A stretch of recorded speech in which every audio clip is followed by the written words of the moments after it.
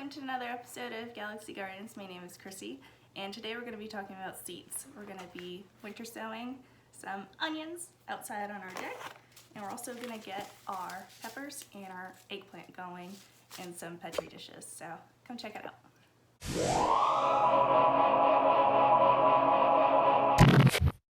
I had to go run out to our garage to go find our box tape because we're going to need those for the Petri dishes. First things first, let's do a review of where our seedlings are that we started several weeks ago.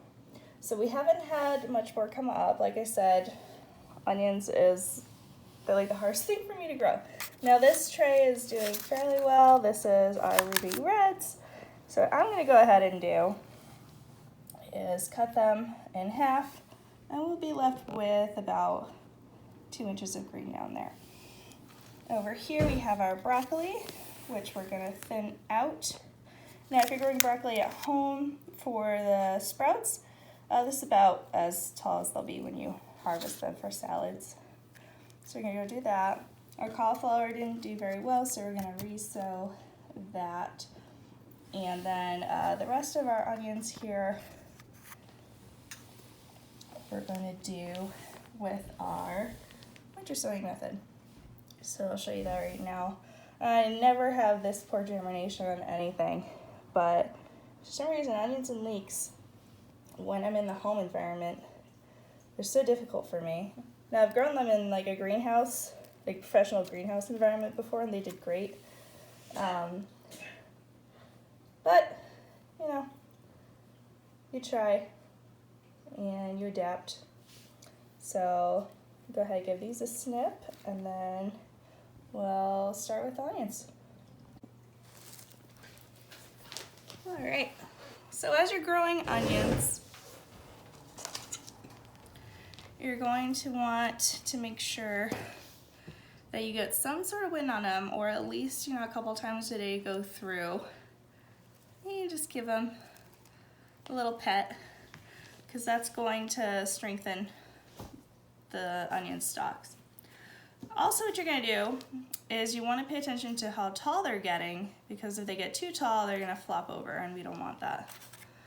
So the best way to do that, you can see some of them have already flopped over here. So just pull them all up, and you're going to cut them back to about 2 inches. And they grow back fairly quickly. Go here, 2 inches. You can eyeball it. You cut them down a little bit short, it's okay, as long as you're not going, all the way to the bottom. You're just gonna go through. And you could do the same thing for leeks when they're this little. That's fine. And this one just came out right there. Okay. And all your excess that you have, you can go ahead, clean that up, throw it on a salad, throw it in some food. So we're gonna go through and do the rest of these.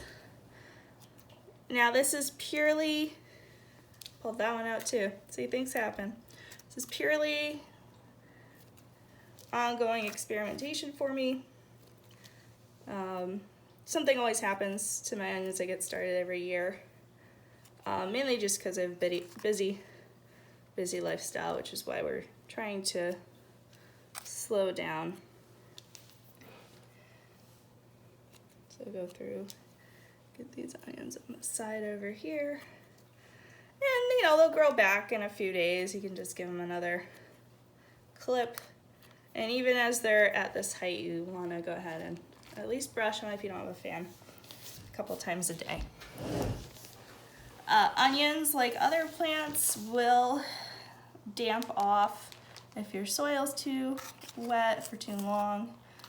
I'll tell you some improvements we could make with our greenhouse in the garage. It's the first time we've put that there. We had it inside last year, which was fine.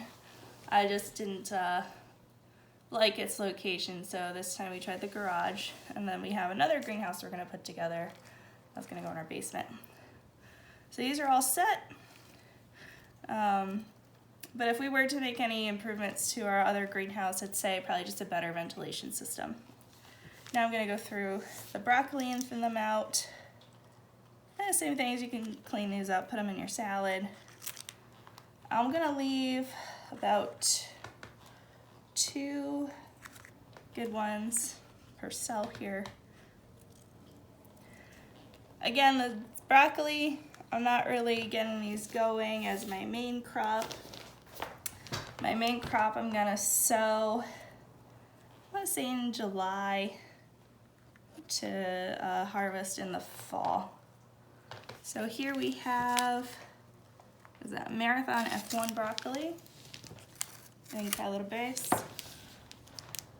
On that side, we'll see how they do. You know, you got any floppy ones you don't want. I would not recommend just pulling out the roots because then you can damage the ones that you do want to keep, and you don't want that. Eventually, I really just want a probably max of 4 of each of these broccolis. If more do well, great. This whole cell is just not doing well. It's another one I struggle with. Okay, well, we got some going across here.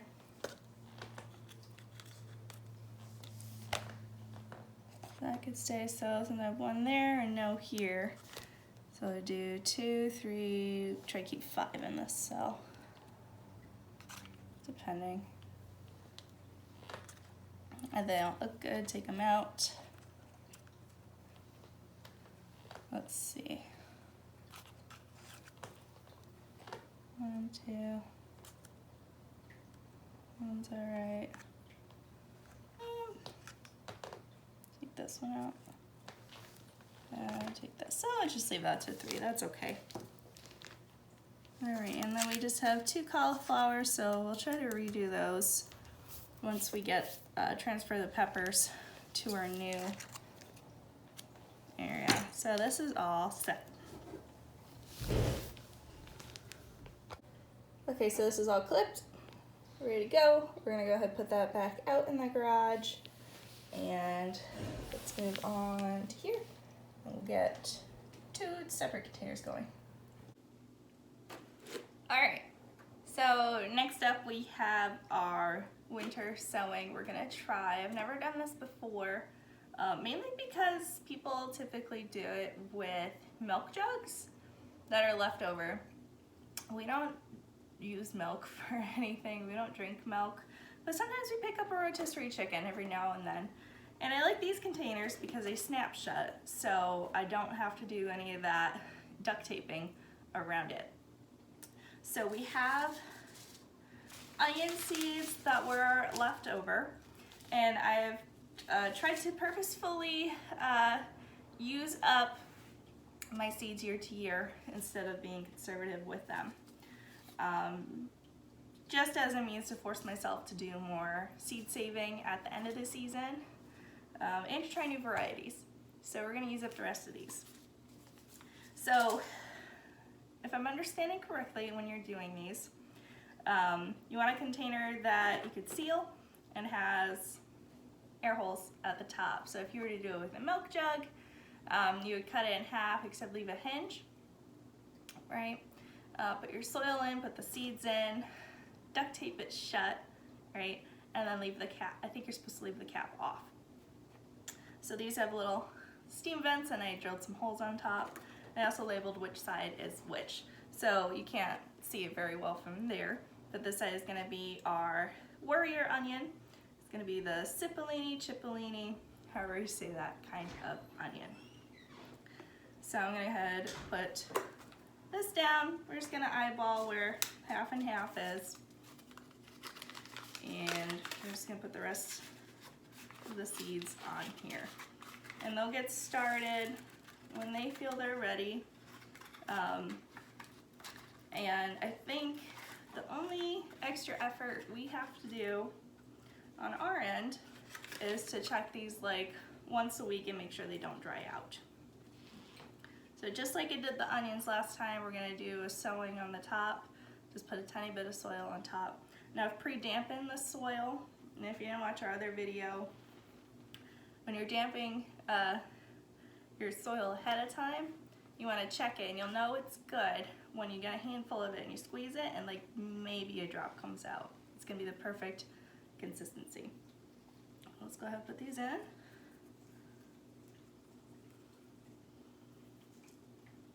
And again, you know, I have a shipment of some onion sets coming in, so I think that'll be about 200 onions that will grow. And I've successfully grown from sets before, so that'll be good. So Warriors out of the way. Also a great movie. You ever watch The Warriors? Good one. All right, and then put this one on the other side.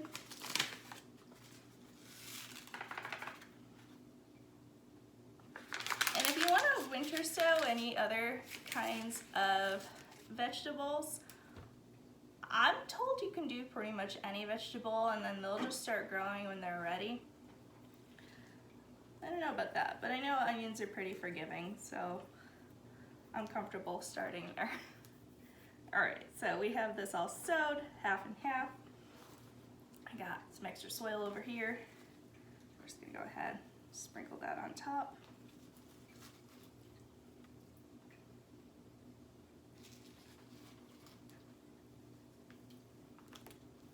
All right, cut it down. And then this is just gonna go on our porch. Now, I've seen people where they put it on the, like in the snow. But we'll just put it on our porch. We're not supposed to get like snowstorms. And then this is just gonna go on top and we're gonna snap it closed. So let me go through. This one's done, we're gonna put it outside. And then we're gonna do our other onions. Now that you have the main idea down, I'm just gonna go ahead and do our other onions. For this container, we have our ruby reds on this side, and then we have a hybrid candy on this side. Where we are, just as a review from our other video, we're in Massachusetts, so we do long day onions. If you live close to that like halfway point in the US,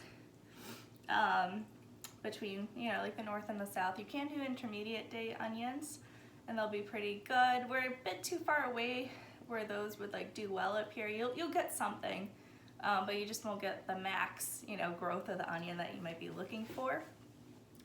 And below that, you want to grow short day onions. So we're just gonna do the rest of these. These are all long day onions. Yep, and start with the candy hybrid. See it in there. Again, you know, just eyeball where the middle of this is and you'll be fine.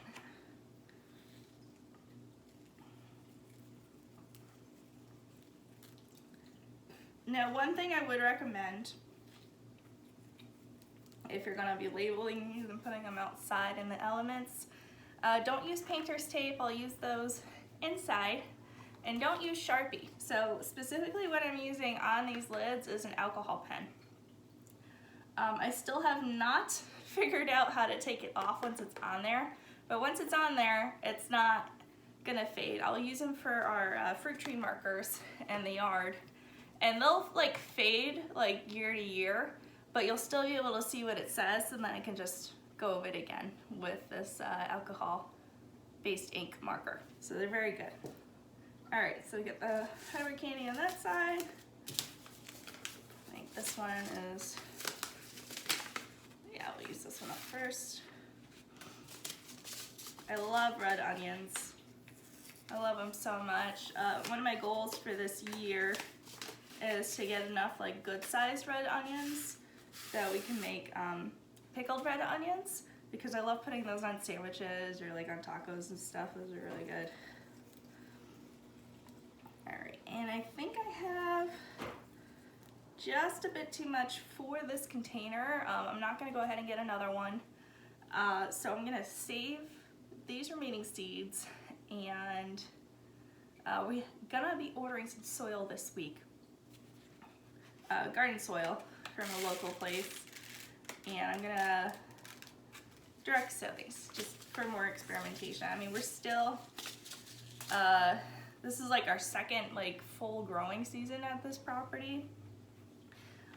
Technically our first growing season was in the fall of 2020, where we packed up our garden from a different property and brought it with us. We talked about that in the end of year reflection video we made. But we brought it with us, and then I think I planted like a bunch of green beans and squash here on this like really small plot.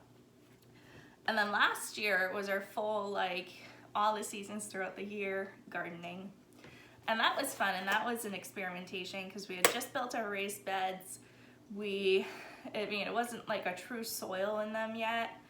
This year it'll be more like broken down, more of a soil. I think next year it'll be really good. So this year I'm taking everything we learned last year and applying it, and still doing some more experimentation with where we're getting our seeds started, knowing the seasons. Although we're not very far from where we lived before, or we're at a different altitude, we're in a different like mini like pocket climate zone, and our seasons behave a bit differently than where we were before, even though we were very close to where we were living before. So it's kind of interesting, and you know, it's not things you can really predict until you're there. I mean, I can read weather charts throughout the year, but you know, reading it and looking at temperature averages, you know, weather and pattern habits for an area, and then actually like living in it and experiencing it and seeing out how it impacts your property is a little bit different. So this is why I'm a huge supporter of just experiment every single year. I don't care how long you've been gardening, just do it. So these are all set. I'm gonna go ahead and put those out on the porch when we're done. And oh, just another note on these containers, which I didn't say before. So you have your little holes for air and ventilation at the top here, but you also want to drill holes in the bottom. If you're using milk jugs or you're using these rotisserie chicken containers, make sure you put some drainage holes on the bottom and they'll be fine. All right, let's put those to the side. Let me go grab our Petri dishes. All right, let's talk seed starting in a different way. So this year, we are gonna be using these cool little Petri dishes. Now, I saw someone do this online and I thought it was so cool, and I was just like, that's a really good way to have a reusable item that's not plastic bags. So I thought that was awesome. I got a pack of 40 of these for like 20 bucks. They're plastic, but they'll last a long time. You know, once I'm done with these, I can just gently wash them out, put them back into storage. Go ahead, just label them with some painter's tape, good to go. Now my go-to for getting peppers, eggplants, and tomatoes going is paper towel method. And now we have a different one this year, so we have a different method. And by the way, if you're thinking to yourself, hey, you just finished that winter sowing, but you forgot to put your soil on that last container, I did realize that when I turned the camera off. I added some soil on top of those onions. So that's all set. So when you want to do, just back to the seed starting, when you want to do the paper towel method, you're going to take paper towels. Now I'm going to experiment with some old socks. I'm going to do our majority of the paper towels just because we're already changing one medium this year. But what I want to do is take these old socks and cut them into discs and see if we can seed start that way. And I'm just going to do one Petri dish like that because I don't know how the seeds will do germinating on a cloth that's this thick versus something like a paper towel. Now the paper towel method's pretty easy, so you get yourself some paper towel. I already have this pre-portioned, so I got 4 of these half sheets. I'm gonna go ahead and cut them in half. Like so. And I'm gonna take one of these and we're gonna figure out, okay. I'm gonna do, I think we're gonna do like that. We're just gonna figure out, putting them on here, where to cut. So what's gonna happen when we put them in the Petri dish is they're pretty much gonna fold it in half and make a little seed sandwich with the paper towel. But I wanna make sure it fits. So what I'm gonna do is just put this on here, because this is easy. You can trace this if you want and just go right around in a circle. Now, if anyone's used extra rags in your house for seed starting and that's been a success for you, please let me know. Because if I could just have some pre-cut rounds of cloth available to use every year, that'd be great. All right, good enough. So basically what's gonna happen is I'm gonna take this, we're gonna dunk it in some water, squeeze out the excess. It doesn't need to be bone dry, you want a little bit of moisture there. And then we're gonna put the seeds on, fold it in half, and then we're gonna put it inside. It's gonna make its own little greenhouse. And then we're gonna put that somewhere warm. And usually over the course of a couple days to a week, your peppers will germinate if you have a good temperature going. So I'm gonna go ahead and cut this side. We're gonna get them damp, and then we're gonna start putting our seeds in. Okay, and we're back. In the interest of not having a bunch of dishes to wash, I'm just using the top of a soup container. So let's start with the Scotch bonnet. We're gonna take one of these. You wanna make sure your hands are clean for this. We don't want any unnecessary contaminants. I'm gonna open up my seed packet. And we're gonna start with Scotch bonnet. So this is pretty easy. I'm gonna put that in there. All right. If you ever feel like it's not hydrated enough, you can always add a little bit more water. You don't want it super, super damp. You want it enough that you can feel it, but you're not gonna get any drops out of there. Now, sometimes they can be too dry.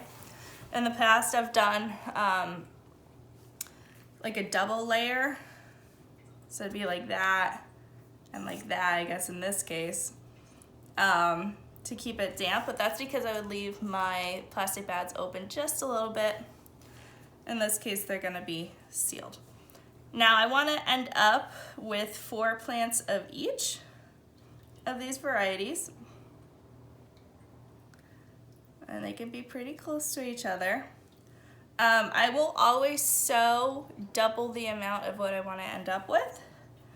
If this is your first time starting from seed, and let's say you want, like you're new to a variety, you only want like a couple plants, it's pretty safe to germinate like 10 seeds and go from there. Obviously, if you want to germinate more than that, you can up that ratio, but always try to germinate more than you're going to use. Or if they all germinate and you want to use all those, that's great, but you want to give yourself some wiggle room. So I want to end up with 4, and this is not my first rodeo starting peppers, so I'm just going to double it just in case. All right. Now, if you're growing hot peppers, I will let you know they take a longer time to germinate than sweet peppers. But it's kind of funny because hot peppers are easier to grow than sweet peppers. It's just they have a longer germination time. So we have our 4 seeds in there. Let's see if you can see that. Let's get that in focus. There you go. Okay, so we got those in there. Oh, let's get that bokeh focus. There you go. And we're just gonna fold this up.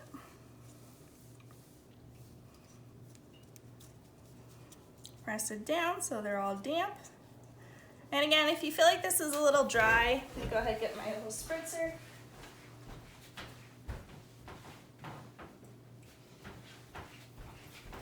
You feel like it's too dry, like you don't want them absolutely soaking in water. And my little mushroom spritzer. Just give it like a little extra dampness in there. All right.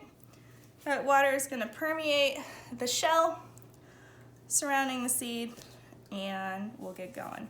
So let's go ahead, put this on. This one's all set. So we're gonna repeat that with the rest of these, and I'll show you where we're gonna put them. And just in real time, if you're interested.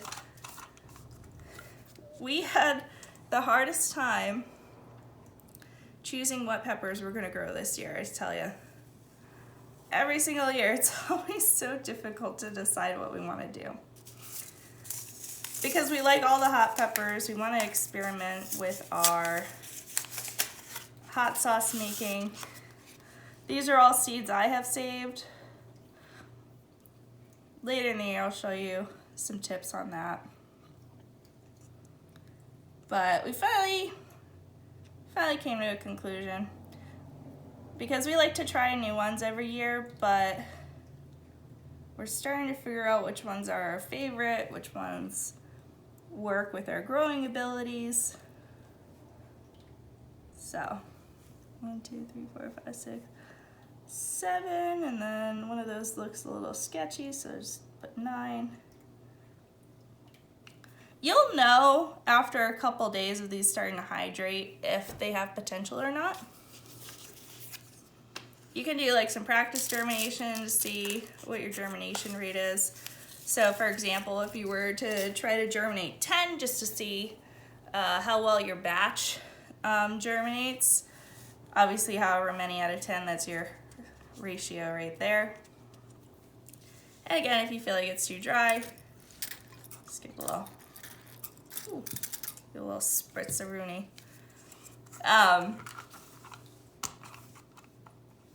But in a couple days, like I'll find out, I'll take this, it's gonna have some condensation on the lid, you gotta take it off, look on there. They're really doing bad, they'll turn black or brown. The ones that have the most promise they'll look like they plumped up a little bit, and they'll keep this light color or even get like a little bit of a lighter color. And I'll show you what it looks like when the little roots come out. So this is why you always want to germinate more than you think you'll need. So let's do that. Let me go ahead and finish the rest of them, and we'll get back to it. This one's kind of interesting. So I ended up having a lot of different jalapenos. So I have jalapeno seeds that I saved from 2017 here. I have 2 different packets I saved from 2019. And I have one that was a free packet with my seeds this year. So I put them all in here. I did 4 of each. I think the ones from 2019 are gonna be good. Obviously the ones from this year, I got them from a company that I like to use a lot, so those will be good. But those ones from 2017 on the right don't look great. But I'm interested to see how they germinate. Now, I think if I saved better quality ones, probably from more mature jalapenos in 2017, they'd still be good. But just taking a look at them right now, I don't think I saved mature seeds. But we'll take a look. I'll let you know how they turn out. We have the moment of truth for the reusable socks. Just cut the top off this and hydrated it. And we had a lot of shishito seeds, so if we end up with extras of those, that'd be great. It's kind of cool. So Greg got a lot of new socks, so I'm gonna turn them into rags. I literally have an entire bag. So I just cut the top off one of them. So let's go put these away. Okay, so this might look a little silly to the untrained eye, but this is where I successfully germinated all of my peppers last year. So when you want to germinate hot peppers, you want to germinate them ideally between like 75, 85 degrees. They won't germinate when you get closer to the 50s. So here's why I do it in here. So they don't need any light to germinate, they care about heat. This is why people say, you know, if you're gonna get seeds started, like directly in soil in your seed trays, you wanna get a heat mat. Here's what people oftentimes forget to tell you, is that once your stuff germinates, you really don't need that heat mat anymore, right? Pepper seedlings, they do pretty good in like 60s or above, okay? And that's usual house temperatures, unless you keep your house cool. So why do I put them in this cabinet? Well, whoever built my house decided it was a good idea to put a heater underneath the cabinet. So we use this to store like jars and stuff, kitchen equipment, whatever. We don't keep food in here. But this is perfect for germinating seeds. So I'll germinate my peppers in here, I'll germinate eggplants, tomatoes, herbs. I can touch this, it's not hot, but you know, it's noticeably, you know, warm air is coming up and into here. I don't know, I didn't build my house. Last year, these germinated in like 4 days. So this is where they're gonna stay. We're gonna check on them in less than a week. We'll check on them in a few days. And if they haven't popped yet, that's, you know, what I call when the roots start coming out. They haven't popped yet. I'll leave them for another few days. You really want to leave them alone, let them do their thing. If you're in bags or if you're using these too, you can like take them and look through there with a light on top and you'll see the roots. But you really don't want to get your hands in there every single day. So that's why using clear sandwich bags or Petri dishes is great. So here you can see our varieties. We have our experiment here, shishito, yellow fatale. I kind of want to buy orange fatale seeds because those are really good, but these were great last year and they got big. German nardellos, otherwise known as cow horns or cow horns. Officially, we need to restock those. Atomic starfish, Scotch bonnet, serranos, jalapenos, and our Ethiopian eggplant, otherwise known as a Turkish orange eggplant back there. So we chose these based on taste and growth habits. So we were going to do Tabasco again, but the Tabascos came out really small. And Serranos do kind of have a similar flavor and they're larger, so that's why we chose those. Scotch bonnets did amazing last year. They got really, really big. Always like the atomic starfish. Those taste great. Those plants can get up to like 4.5, 5 feet tall. So we're gonna close this up, and that's where they're gonna live for the next week or two. Next up are the winter sown onions, officially on my deck, right next to our little CO2 canister and our steps. So I look at them every day, keep an eye on them, and fortunately these won't get blown around anywhere because our winters are pretty windy. So those are there. I'm kind of thinking, because I do have another one of these containers, I might do some kales in there. I think I have like 3 or 4 kale varieties right now, but we'll see how the onions do. I am going to start some kale inside, probably when I put the peppers in pots. So not right this second because it'll grow pretty fast. But there you go. So there you have it. I hope any of this was helpful to you today. I'm really excited for the pepper varieties that we chose. Since we're doing about 4 of each variety, we're gonna have a lot for hot sauce. That's pretty much the only reason we grow it. The shishito peppers that I'm getting going, I'm actually looking forward to having because they don't really get spicy, but I want a good stir-fry pepper. And I've tried some from the store, I really like them, so I wanted to grow them myself.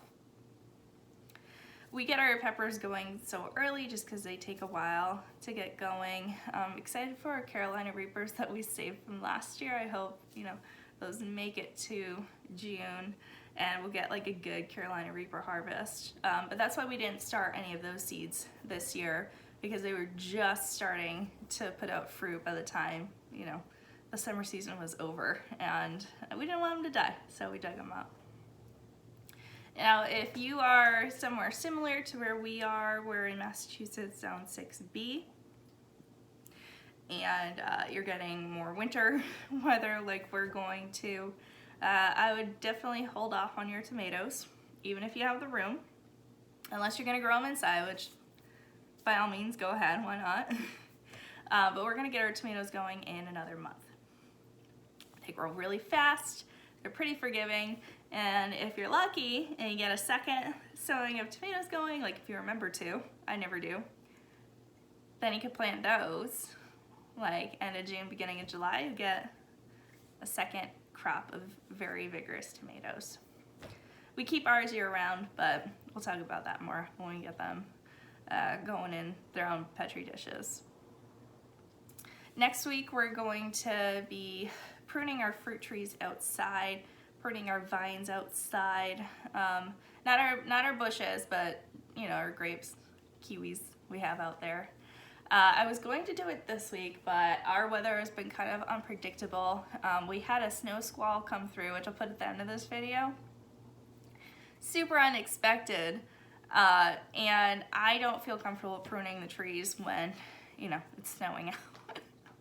So when we get a few, you know, sunny days, even if they're cold, that'll be perfect for them.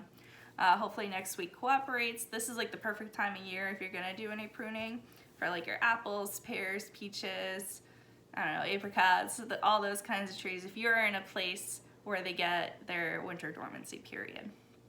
So a couple of weeks difference, we're gonna be fine, but I'm gonna tell you by mid-March, end of March, those buds are gonna be opening, so our window is closing. So I'll show you that if our weather cooperates next week.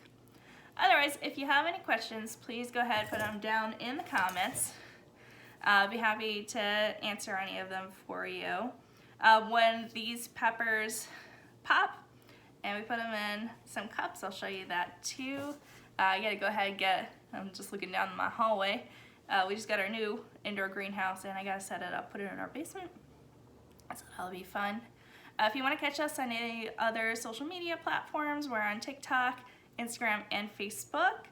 Or if you want to send us a tip, you know, you just want to say thanks, we have Cash App and Venmo too. Go ahead, put the link tree in the description if any of that interests you. Otherwise, I hope you have a great week. Thank you for being here with me, and I'll see you next time. Bye.